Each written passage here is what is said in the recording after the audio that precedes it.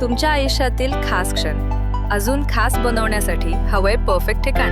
तर मग या स्काय स्वीट्स आणि एन बँक्वेट हॉल येवला.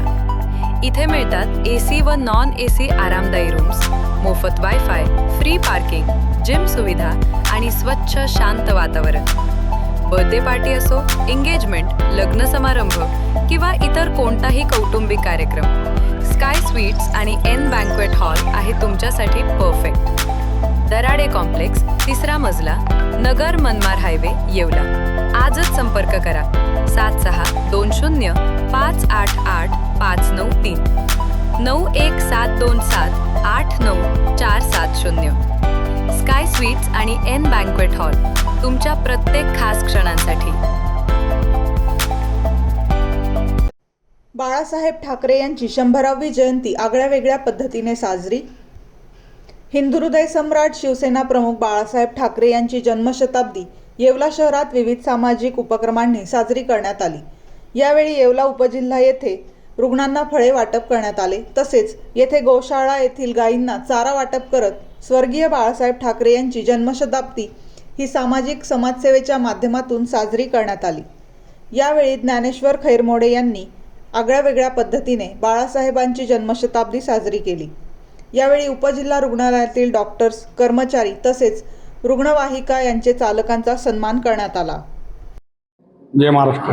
आज हिंदू हृदय सम्राट सरसेनापती बाळासाहेब ठाकरे यांच्या 100व्या जयंतीनिमित्त आज ग्रामीण रुग्णालय येथे सर्व शिवसैनिक यांच्या वतीने ज्ञानेश्वर भाऊ खैरमोडे व सर्व मित्रपरिवार शिवसेना येवला शहर व तालुक्याच्या वतीनं आज ग्रामीण रुग्णालय येथे जे डॉक्टर असेल, नर्सेस असेल, ॲम्ब्युलन्स चालक असेल यांचा पुष्पगुच्छ देऊन सत्कार करण्यात आला.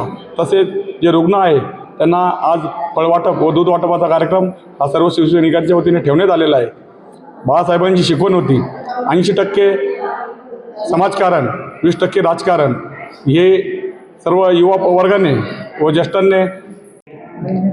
जय महाराष्ट्र. आज हिंदू हृदय सम्राट आदरणीय बाळासाहेबजी ठाकरे यांच्या जन्मशताब्दीनिमित्त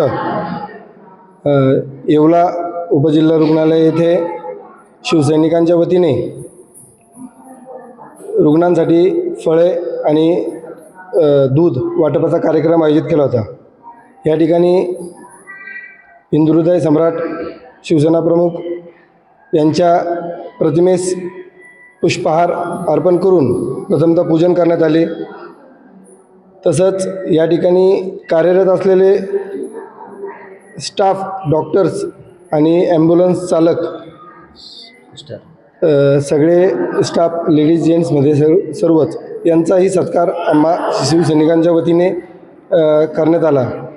कारण की ते जी काही सेवा आम्हा येवलेकरांना, येवले तालुक्यातील जनमानसांना देत आहेत, त्या सेवेबद्दल कृतज्ञ म्हणून आम्ही हा सत्कार या ठिकाणी केलेला आहे. खरं तर बाळासाहेबांची शिकवण तीच होती की 80% समाजसेवा आणि 20%च राजकारण.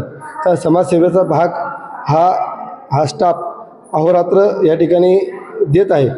म्हणून त्यांचाही याच्यावरती सत्कार या ठिकाणी झाला पाहिजे. त्यांच्याबद्दलची कृतज्ञता आहे ती व्यक्त करता आली पाहिजेत. म्हणून आम्ही या ठिकाणी आज सगळे शिवसैनिक या ठिकाणी जमलेलो आहोत. जय हिंद.